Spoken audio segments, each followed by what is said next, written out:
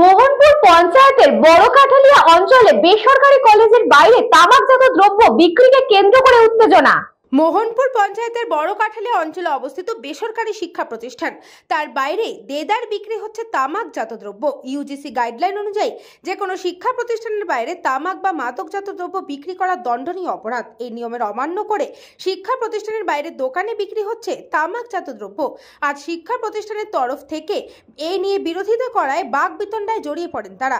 খবর যায় স্থানীয় মোহনপুর থানায়। থানার পক্ষ থেকে প্রশাসনিক ব্যক্তিরা এসে ওই দোকানে তল্লাশি চালায় এবং তামাকজাত দ্রব্য যাতে বিক্রি না হয় তা নিয়ে সাবধানও করেন। সিগারেট বিক্রি হবে না, কোনো মাইক্রো হবে না, মাইক্রো হবে না, ঠিক আছে? সিগারেট বিক্রি হয় ফার্দার, সিগারেট বিক্রি হয়, মাইক্রো হয়, পুরো দোকান বন্ধ হয়ে যাবে। কিন্তু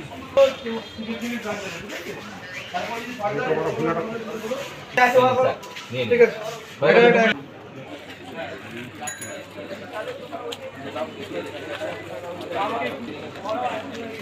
আমাদের এখানে হয়েছে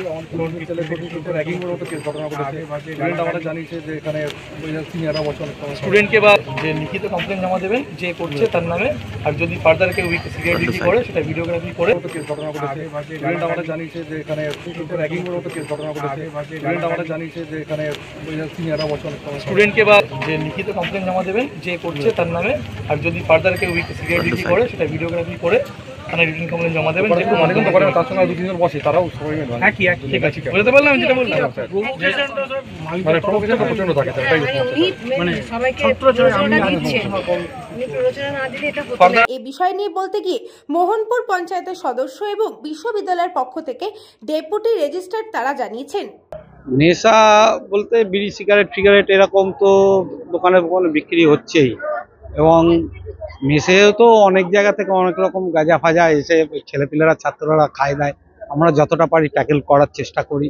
এর আগেও পুলিশকে কতবার ফোন করে এনে তাদেরকে হ্যান্ড ওভার করে দেওয়াও হয়েছে রাত 12:30 1টা। এরাদের হাজার বলো এরা শুনবে না। তারপরে এই দোকানে যে আশপাশে যে দোকানগুলো যে নেশাগুলো বিক্রি হচ্ছে, যে সিগারেট ধরতে গেলে এখানে তার গাঁজা ফাজা বিক্রি হয় না, সিগারেট, এই সিগারেটগুলো যাতে বন্ধ করা যায় কিংবা কিছু একটা ব্যবস্থা করা যায়, এগুলো একটু দেখতে হবে। আজকে যে বিষয়টা হলো বা যে কারণে এই পরিস্থিতি তৈরি হলো সেটা হচ্ছে আমাদের ইউনিভার্সিটির বাইরে একটি দোকান আছে। দোকানের নাম ইমপ্রেশন, যিনি চালান রাকেশ সিংহ রয়।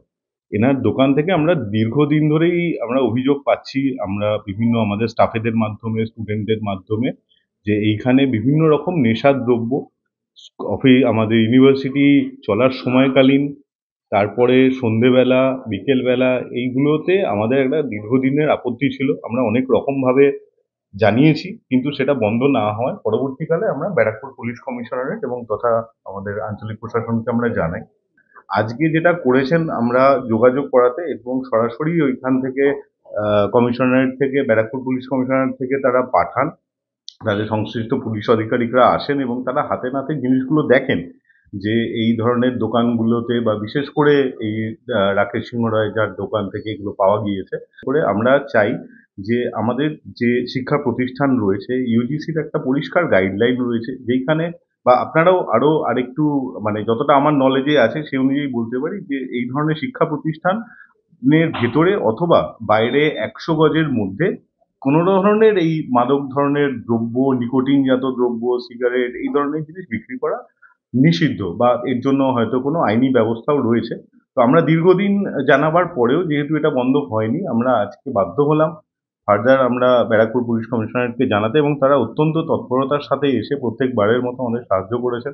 তারা দেখেছেন যে এখানে কি ধরনের ব্যবস্থা তারা চালাচ্ছেন, বেশ কিছু ভিডিও করেছেন, জিনিসপত্র তারা বাজেয়াপ্তও করেছেন, এবং আমরা খুব পরিষ্কার একটা মেসেজ আমাদের স্টুডেন্টদের কাছেও দিতে চাইছি, যারা বাইরে যারা প্রতিবেশী রয়েছেন তাদের কাছেও আমাদের একটা খুব ক্লিয়ার একটা বক্তব্য যে আমরা এই ধরনের উচ্ছৃঙ্খলতা, এই ধরনের জিনিস আমরা সহ্য করি না। আমরা এগুলোকে আমরা টলারেট করতে পারি না, এবং এগুলো নিয়মের মধ্যে যেহেতু পড়ে না, একটা সুস্থ সমাজ গড়ে তোলার ক্ষেত্রে এগুলো অনেক ক্ষেত্রেই বাধা হয়ে দাঁড়ায়। যে সমস্ত বাচ্চা স্টুডেন্টরা আমাদের এখানে পড়ছে, ছেলেমেয়েরা পড়ছে, তারা একটা সুস্থ সংস্কৃতির মধ্যে দিয়ে যাক, এটাই আমরা চেয়ে থাকি। ফলে আমাদের ইউনিভার্সিটি ক্যাম্পাসের ভেতরে যেভাবে আমরা এদেরকে আমরা যে কেয়ার করে থাকি, আমরা চাই আমরা যেন সমস্ত রকমভাবে নিয়ম পালন করে বাইরেও যে ধরনের পরিস্থিতি রয়েছে এই জায়গাটাকে আমরা যাতে আটকাতে পারি, এবং ওনার যে এই ধরনের যে কাজকর্মগুলো সেগুলো আমরা দীর্ঘদিন ধরে দেখেছি। এ বিষয়ে বলতে গিয়ে অভিযুক্ত ব্যক্তি জানিয়েছেন,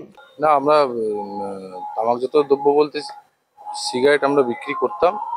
মোহনপুর থানার তরফ থেকে আমাদের কাছে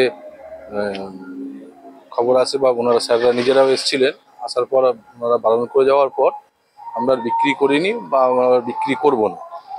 আর 2-1 প্যাকেট সিগারেট ছিল, যেগুলো আমরা মানে সব তো আর শেষ হয়ে যায় না, ওই 2-1 প্যাকেট সিগারেট আমরা স্যাররা এসেছিলেন, ওনারা নিয়ে গেছে। মিথ্যা অভিযোগ। আমাদের দোকানের চারিপাশে সিসিটিভি ক্যামেরা সব আছে, আমাদের সেই ফুটেজ আমাদের কাছে সবসময় থাকে।